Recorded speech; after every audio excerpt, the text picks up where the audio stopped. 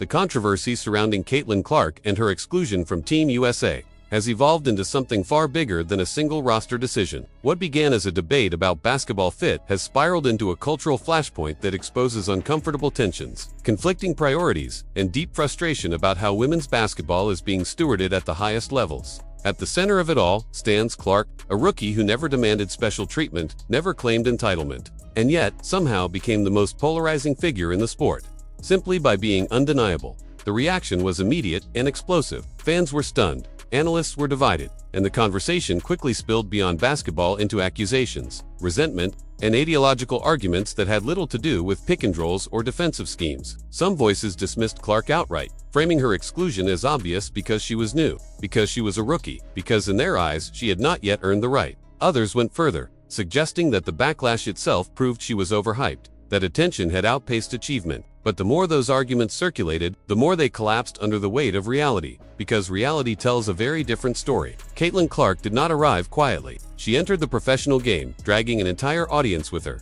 Attendance surged wherever she played. Arenas that once struggled to fill lower bowls suddenly felt like playoff environments. Television ratings spiked. Social media engagement exploded. These were not abstract marketing talking points. They were measurable, undeniable shifts that forced executives, networks, and sponsors to reevaluate what women's basketball could look like when the public is truly invested. Clark became the rare athlete who does not need to be explained to casual fans. People tune in because they want to see her play, because they want to understand the phenomenon for themselves. That is why the Team USA decision landed with such force. Olympic rosters are not just about assembling talent. They are about representing the sport on its biggest stage. They are about showcasing excellence, but also about captivating a global audience that tunes in once every 4 years.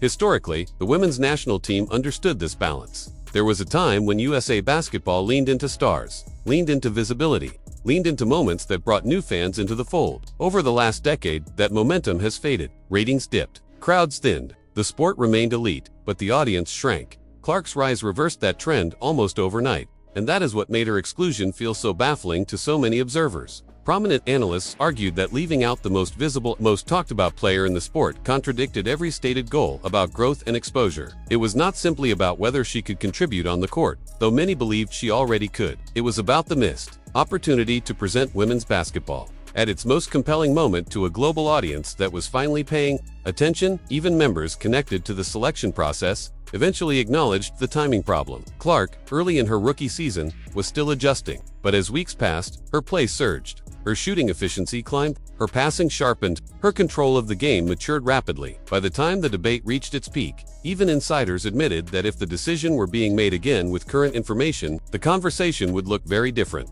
That quiet admission only intensified the frustration. It suggested that the process failed to account for how quickly exceptional players evolve when they are truly exceptional. What makes this situation even more complex is how quickly the discourse moved away from basketball. Instead of focusing on schemes, rotations, or international experience, the conversation became about resentment, about who is allowed to be celebrated, about whether attention itself had become a source of conflict. Clark did not ask to be the focal point. She became one because fans responded to her game, because her style is accessible, because her range bends defenses in ways that even casual viewers can appreciate, because she plays with visible joy and confidence that resonates across demographics.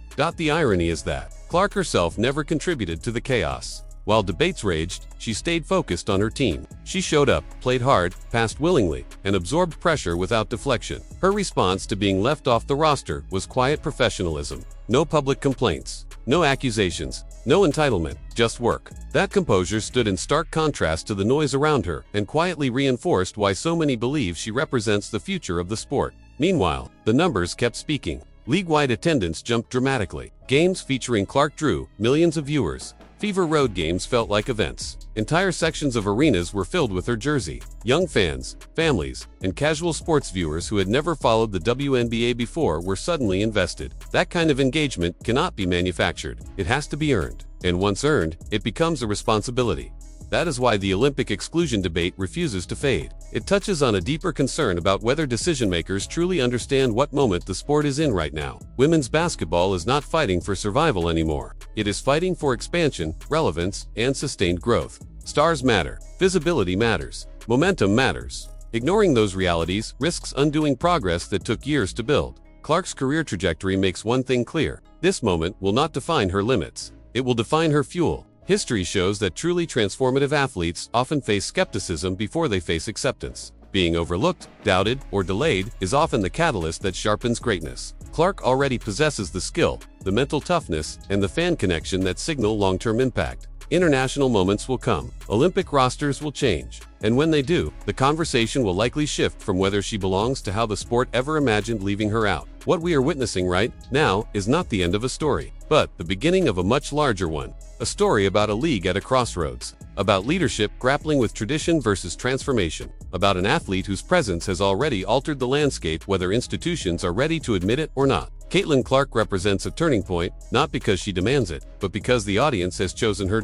So the question remains, was this roster decision about basketball alone, or did it miss the bigger picture entirely? Should Team USA prioritize experience at the expense of momentum, or embrace the stars driving the sport forward right now? And what does this moment say about the future direction of women's basketball as it steps onto the world stage? Drop your thoughts in the comments. Do you believe Caitlin Clark should have been on the roster, or was this a necessary step in her journey? And if you want more deep story-driven breakdowns of the biggest moments shaping sports right now, make sure to like this video, subscribe to the channel, and turn on notifications so you never miss what comes next.